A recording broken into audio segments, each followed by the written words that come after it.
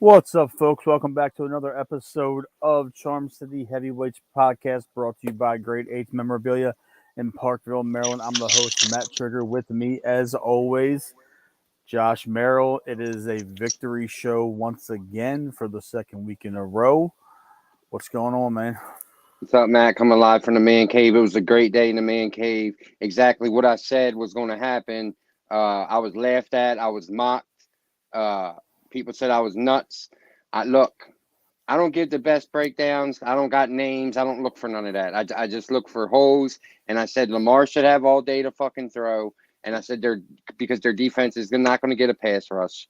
Our defense is legit. I wasn't worried about this game whatsoever. It was comfortable from start to finish. I said it reminded me of that Chargers game, and that's exactly what the fuck happened.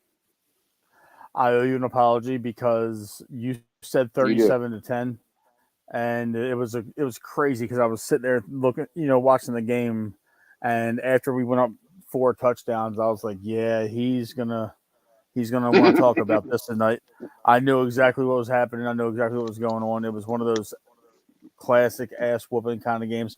I wanna point something out, and um, I don't know if it's just me, reminiscing off of a great win, but it looked like Detroit gave up after that second drive. When we went Oh up yeah, 14 to nothing, they took their they will from never them. had any emotion. Even like Dan Campbell was just like it's like they knew almost. Like, oh fuck. They like rolled over. I've never seen a team They did. I give agree. up that early into a game. We were punching them in the mouth off the ball on both sides. Start to finish. We were dominant in the trenches, which I said one of the keys of the game was going to be. We dominated the trenches. They didn't get the running game off the ground at all. Jameer Gibbs had maybe one or two good runs. We kept Amon Rob St. Brown in check all game long.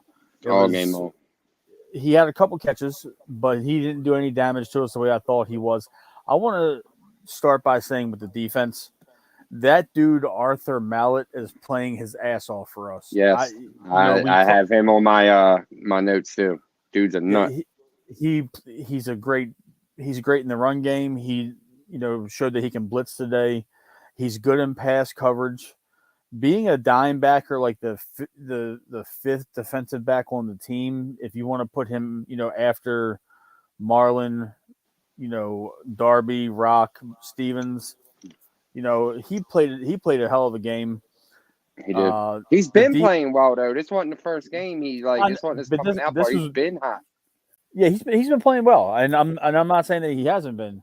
I wanted to give him his proper dues and proper credit. Uh, it was just one of those situations where he stood out today. Stevens had Adape another really always stood out today. yes, he did. He's starting to show more moves in his pass rush repertoire. I saw the jump and dip like Paul Kruger used to do. He Mm-hmm. reminded me a little bit of Kruger on the outside today. Getting that hop step off the line before he dips down and tries to get to the quarterback. This was one of Clowney's more quiet games. He didn't get any sacks today, but Van Noy showed up. He had two, and I think he had a Mm-hmm. couple tackles for a loss. He did. Jared Goff's first 5 dropbacks, 2 sacks, 3 quarterback pressures. So every time he was dropping back, we were in his He was face, scared, bro. He was scared. running for his life. He And was scared.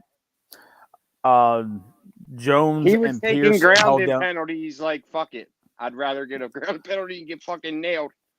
Which I don't Yeah, blame him. It's a his business decision decision. making today was not good. He had bad decision making, and that 4th and 1 where he threw the ball 35 yards downfield. By the way, Geno Stone, 4 interceptions the last 4 games. Dude's playing lights out right now. I'd be completely fine if Marcus Williams just went ahead and got the pec surgery and called it a year. We got to do something about Geno and keeping him around for a while because he is like the perfect insurance. He can play Marcus both. Williams won't be a Raven next year. I guarantee. I'd bet my life on it. Unless he comes back cheap. This is the last year of his guaranteed salary. They can cut him next year, and he's $15 million off the cap. They're not gonna. They're not gonna eat that $15 million for a guy that's been hurt. Geno's a starting safety in this league, and he deserves to be a starting safety here. And you can probably keep him long term for way fucking cheaper. 3 years, 12 million, something like that. You know who had another guy on the defense that had a really good game today? Marlon Humphrey. He Played was well. Looked like he everywhere. got his legs back. This is his third game back, so he looks like he's knocked the rust off a little bit. He was fantastic in coverage today. Another really solid showing from the inside linebackers. Roquan continues to be one of the most violent tacklers we've had since Ray Lewis, and he was But all number over the field. 10, that dude you were just talking about, led the team in tackles. Don't leave that out. Yeah, I know. I'm not leaving it out. Mallett was all over. Mallett. He was all over the place today. The dude was flying around the field. I know Queen got banged up a little bit, and we kind of didn't hear much from him after that. I know he came back in the game, but He made some solid tackles. He was still stellar as usual. Yeah, I wanted to touch on the defense because we got a lot to talk about the offense because this is what we've been waiting for with the offense. We'll get to that in a few minutes. The interior defensive line absolutely held them in check all day. Pierce and Travis Jones and Matabike and Broderick Washington, they were not letting anything up the middle. Those dudes absolutely locked it down. I want to say it again. Van Noy put pressure on Goff from the blind side. Both of his sacks came off the left tackle, Taylor Decker. I was impressed with how this Ravens team is really starting to gel. And if this is what we can expect going forward, this is what we all dreamed of when Todd Monken took the job and Lamar signed the deal. This is and Odell signed. This is what we all were and Zay drafted. This is in our brains. And I think part of the reason we've been even more frustrated than usual is because they've been so close to having games like this. This should not have been the first blowout. This should have been like this against the Steelers. It should have been like this against Tennessee. It should have been like this against Indy and the Colts. It should have been this way all year. So now we all finally get a fucking. Now I'm not saying they're not going to play like that every week. No. But look, we should get a glimpse of that though. Like we should get some of that. And what I've really loved about today, I kept holding my breath, waiting for waiting for the other shoe to drop or the offense to hit that where the wall comes up and it seems like they can't do anything right again. But they didn't, man. I think they had like 1 3 and out today, maybe 2 in crucial time, and they didn't. They kept their foot on the gas. They kept going. I mean, they were throwing shots down the field with Huntley in that motherfucker. Yeah, and the offense stalled when they put the second string in. That was to be expected because it got to. Detroit. I was surprised Detroit left Golf at. Yeah, and I'm surprised they left Golf out there. To me, that was stupid. I want to talk about Odell Beckham. So we're switching offense. Yep, switching the offense. Right. You led into it. We spent the first 9 minutes, on the defense. Odell Beckham today was his best game as a Raven. It looked like you said earlier about he got his legs. Yeah, he's got his legs under him too. Dude was trying to score so fucking bad, man. I felt bad for him. You could taste it through the TV screen. You could sense it that he wanted to get in that end zone. He's motivated, and I think part of the reason he's motivated is because Zay and Mark Andrews are playing their asses off right now, and he doesn't want to be the only one that's not being talked about. Aguilar called a touchdown pass today. OBJ Bateman making plays over the middle. He had 2 big catches over the middle on I think on the 3rd or the 4th drive of the game. Bateman needed that. Bateman really needed that. He needed that confidence boost. And yeah. I'm not overlooking the Arizona Cardinals. They are a very bad football team. But they're feisty as shit. They're feisty, but the thing is, this is the kind of game where we go in there and we do to them what we did to the Detroit Lions, if not worse, and you build your confidence up going into the middle of the season. This game right here should be the catalyst for us to reel off a 4, 5, 6 win stretch and set ourselves up for the tough months of the schedule. I liked how this offense clicked today. Lamar Jackson looked efficient. He looked like he was making his reads properly. He looked comfortable. Even with the pocket closing in around him. And he felt the pressure, ladies and gentlemen, boys and girls. He felt it, and he got out of there, and he bailed. He felt it down in London, too. And real quick, for me, Matt, I don't want this to lead. I don't want to forget this. because we bash him when we lose and we want him fired all the time. But this dude's team was in London last week. He did something most teams don't do. He didn't want the bye. He comes home against Detroit, and his team plays their best game of the fucking season. They were in another continent last week. If they had came out flat and ugly and rusty, people probably would have understood. That's a lot on your body and mind with a time change of that magnitude. But hey, man, you got to give Harps credit. He had them ready. It was obviously the perfect game plan, and there were some reports that the Ravens were a little cocky, man. I think they knew something we didn't know. Oh, absolutely. Marlon gave them bulletin board material earlier in the week where he said he doesn't know anybody on their offense, and you could see the swagger of the defense today. I not to go back to the defense too much, but they were definitely full of swagger today. They were out there talking shit. They were making gang tackles. There wasn't a whole lot of situations where there was one guy going for the ball. Enjoy Mike McDonald now because he is not going to be our DC. We probably got him this year, next year, and then the dude's probably out. That's and we're lucky if we got him next year. It's a part of a trend where these young coordinators get swept up by another team if they have 1 or 2 good years. He had a good defense last year.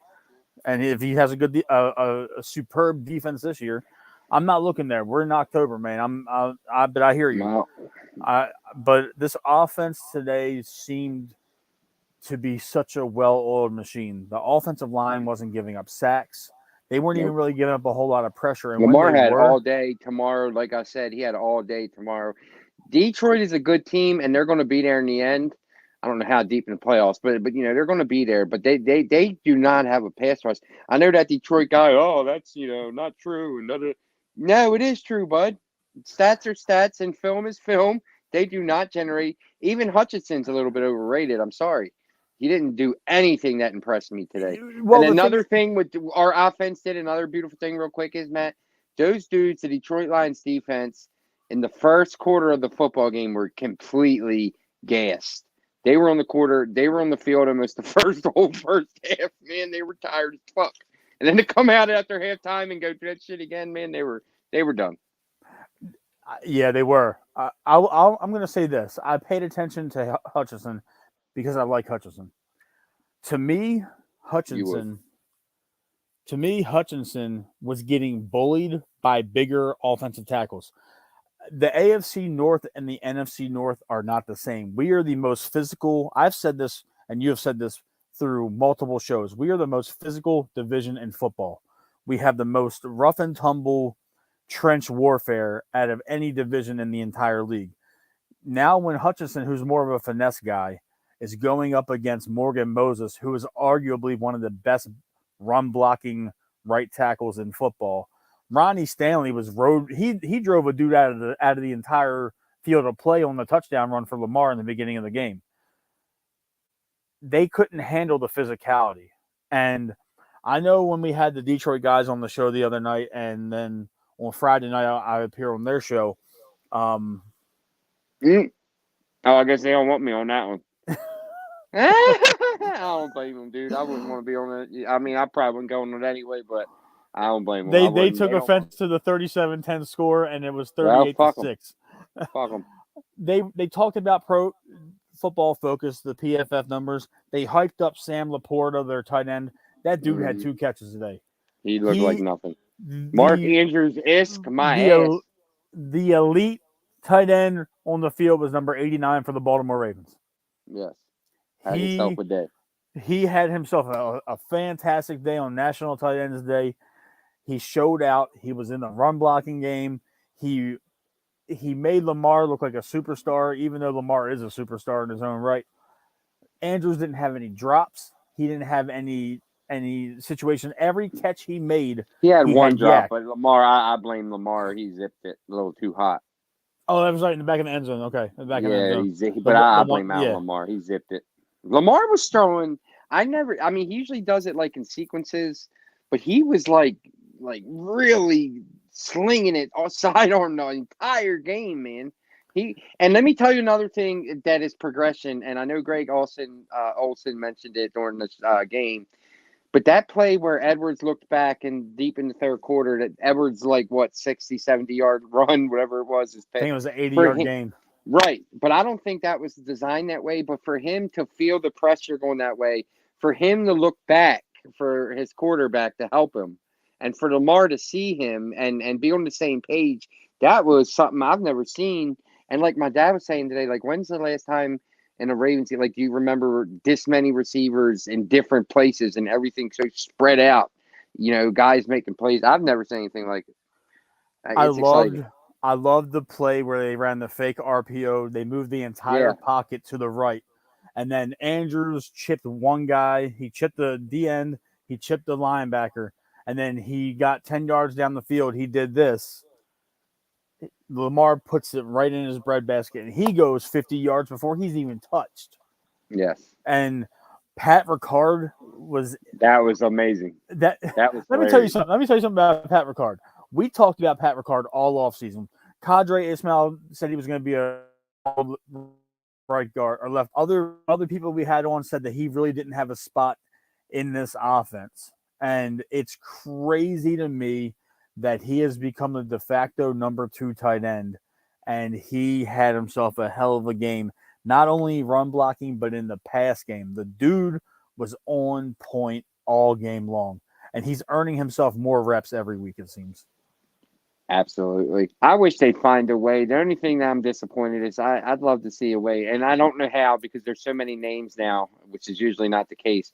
But I wish Isaiah Likely, he's not a blocking tight end. He's only doing blocking assignments. He's not really getting any passing looks.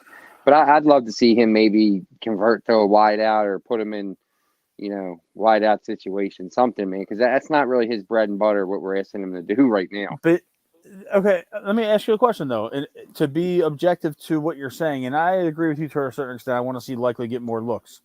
With the way that this team is playing right now, they're 5-2. Lamar is spreading the ball around to everybody. Who are you taking looks away from to give him the ball? I would have said Bateman a few weeks ago, but the way he's played the last 2 games, I can't say him anymore. I don't know, man. I'm not talking about the whole game, Matt. I'm talking about, But we're not throwing. We do rotate wideouts. We're throwing the ball, but we're not throwing in volume the way that you would think. Lamar threw under 30 times today. That's true. So and you're not going to take looks away from Zay, who is the second player in NFL history through the first 7 games of his career to have over 50 yards from scrimmage in each game.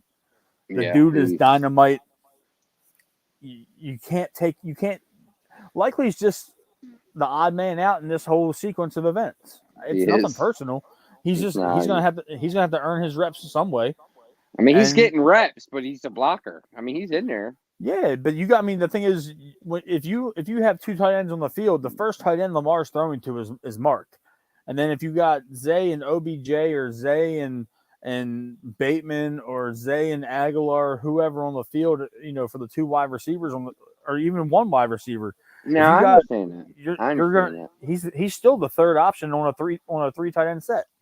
I understand that. I just would like to see the kid get more because he's a dynamic player, man. Yeah, but they're full of them now. I know. I get it. I get what you're saying. This is a good problem to have. It is a good problem. Yeah, it's a wish. It's more of a wish than a concern.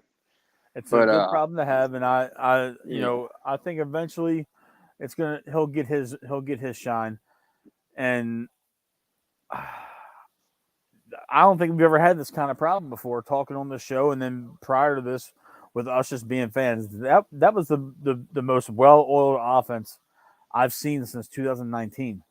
That was amazing. When's the last time we blew somebody out? Man, it's been a minute. It has been a while. Yeah, and it might be this infamous Chargers game I keep talking about. Yeah, it might be that. The last time we fucked somebody out like that. I want to say something to you that I agree with. I agree with you with early in the show, and then thinking about it, I even said something to Samantha. I had no nerves for this game. I was sitting. I was earlier in the week. I did, but after that first drive, I'm like, oh, this is going to be, one of them, slugfest where we come out and just punch them in the mouth every drive. But then when we Their started, defensive coordinator should be in trouble because I don't know what the fuck he was doing most of the game playing so far off of us. I mean, they were giving us 10 yards free every play. I didn't understand that the thinking on that. Yeah, and it didn't matter what he did. Lamar was finding somebody open. Yes. And Lamar couldn't have had a much better game. He had a perfect passer rating. He had, four I total think that's the touchdowns best game of today. his career. The thing is, we've said that before. That was probably the most efficient game of his career, and he's been rather efficient all year. I looked at the replay on Twitter earlier. I blamed Justice Hill for the fumble, but it didn't look like it was Hill's fault. I think Lamar yanked it back at the last second. And them two need to practice that because it's always them two with that, man. They do it every game. Here's a novel idea. Just stop doing it. Yeah. Our offense now isn't an RPO. I agree. We don't need offense. He said we don't. You can take that element out of the game on simple exchanges because when Lamar was under center, which I love seeing, by the way. Yeah, it's really cool looking. The way Justice Hill and Gus Edwards run downhill and how angry and aggressive they run, you don't need to do the ball fake shit. This isn't the offense of 2020 and 2021 and last year. Hand these dudes the ball like a fucking running back should get the ball, and just let them go, man. This is it right here. This is what you do. You run downhill. No more RPO shit. Teams part of that is the identity is yet to been identified. That's why. But the thing is, but I get what you're saying. This is our identity today. If this is the identity that you want to have, you don't need that because after that fumble and Detroit recovered, I was like, shit. Even though the scoreboard said 28-0. Oh yeah, everybody. I mean, we've been up big like that before and fucking right. lost. And then I wasn't comfortable yet, but I was never nervous. And then for the defense to come and get a 3-and-out. Yeah. Right after that. Big, and then we go march down the field on them again. Put their defense right back at there. Yeah, and it just that was a well-rounded game. I'm sitting there. I didn't stand up once looking at the game. I wasn't pacing through the living room. I wasn't doing any of that mess. This was a complete and well-rounded football game, and it is one of those situations where now you're going into a one-win Arizona team. Yes. Now this is where you go put up 50. Coming at you, Marquise Brown. I bet you wish you never left, you sack of shit. I'm glad your ass left because Nze probably wouldn't be here, so fuck off. Oh, he'd still be here, but I don't think we would have Tyler Linderbaum. Oh, yeah, that's probably true.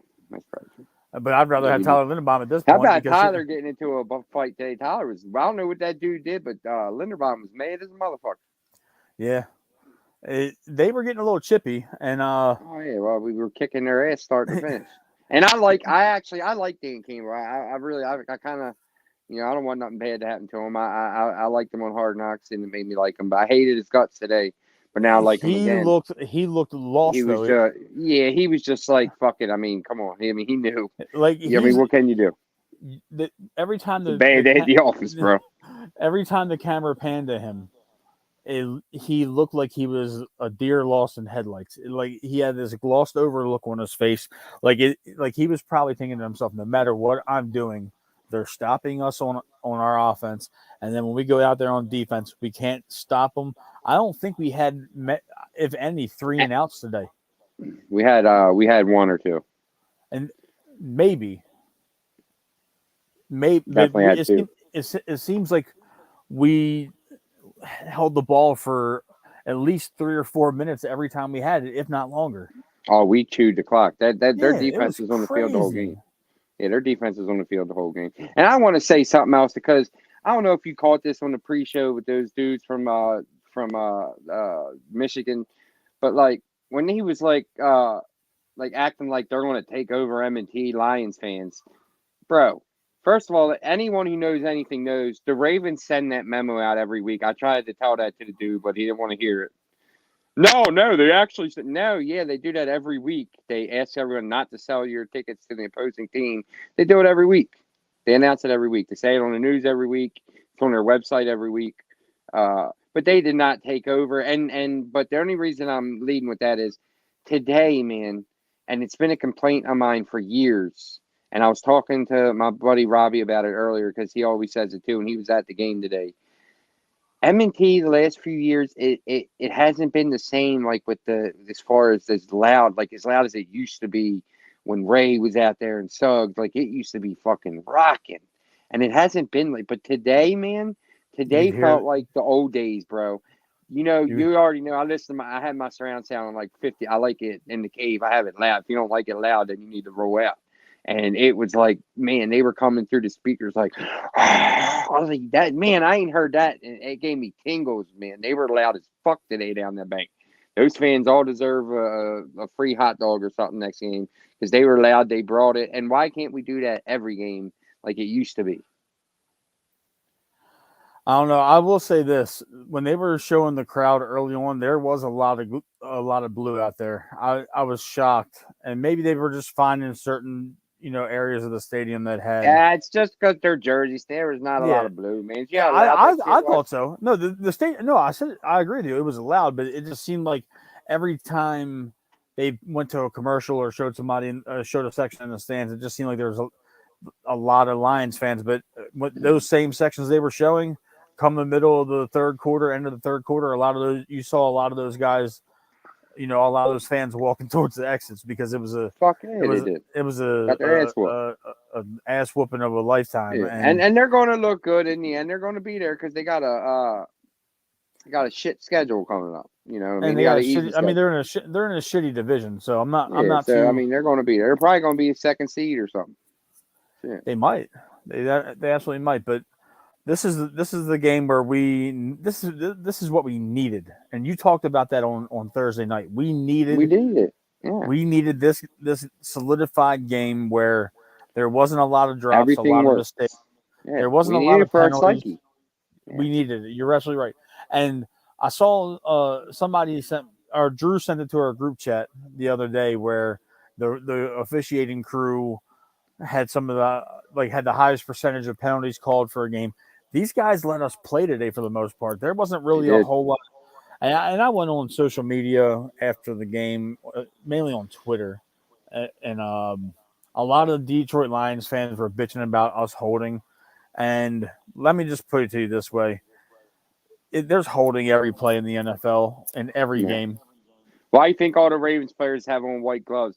Why do you think the teams always have on gloves the same color as the other team's jerseys? Everybody's holding, man. And so the refs can't see it. It blends in.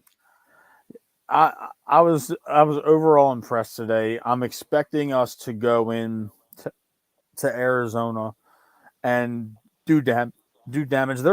That's just one of those things where you got to take the old dog out behind the shed and just put it out of its misery. They have no semblance of a good team over there this year, especially with Murray out, and he's not even that good in the first place. No. At least to me. Yeah, I'm expecting. They're I'm going to expecting whine. us, They're going to cry. I mean, come on. They're the Lions, bro. no Go no get your doubt. bags out, motherfuckers. Go get your bags out. Get your paper bags ready, and go sit in Ford Field and watch with your bag on your head. I'll say this: there wasn't any phase of the game today that truly worried me. I don't know. I was impressed with the special teams. Duvernay did his thing. I thought Duvernay got hurt when he got tripped up on that punt return. Yeah, it scared me too. I saw the leg whip. I was like, oh shit. Yeah, he was all right. It was nice to see. Oh, it was nice to see Keaton Mitchell today. Keaton Mitchell got his first NFL touch today on that. He's a fast little dude, man. Yeah, God, he's fast as shit. golly, he's fast. But we talked to his dad earlier this year, and his dad said he's the fastest dude that came out of college, and he took a ball. He took a jet sweep, and I thought he was caught in the backfield, and he did one little shimmy, and that dude got almost 10 yards upfield in about 2 seconds. It was crazy how fast he is. Wow. Yeah. You mean you talked to his dad? Huh? We had Anthony Mitchell on the show. That was his dad? Yeah. No shit. Yeah. I gotta tell my dad that. You're talking about the guy. I never knew I talked to his dad. Yeah. No shit. Yep. When we talk to him? I think it was last season we talked to him, or after last season and before It this season. was. It was. It was in the middle. That's right. No Yeah, shit. because we talked to Anthony Wright not much longer after We that. did. We Yeah. did. No shit. I forgot all about that. Yep. Gotta go So back and watch that episode, fellas. it's cool, man. You know, just it's a good feeling. We don't even got to really stay on and talk much more, Nah, man. man. Nah, let's all just enjoy this shit. I'm gonna play some Madden in a minute. Eat some hot Cheetos for a minute. So you're gonna have Bro. heartburn before bed, okay? Oh yeah. Oh yeah. No matter I got heartburn 24/7 no matter what. Anyway. Bro, let me tell you something. I love my kids more than anything in this world. But Saturday, me and Julia had a daddy daughter date. But she woke me up at 6 in the morning, which is a serious party foul. And she did not stop talking to me from 6 in the morning. We had a movie night last night. I let her stay up late. We did not. She talked to me from 6 in the morning to almost 10 o'clock at night yesterday. She never stopped talking the entire day. By the end of the day, I couldn't wait for her to fall asleep. Love her to death, but she talked and talked and talked about nothing. She said nothing.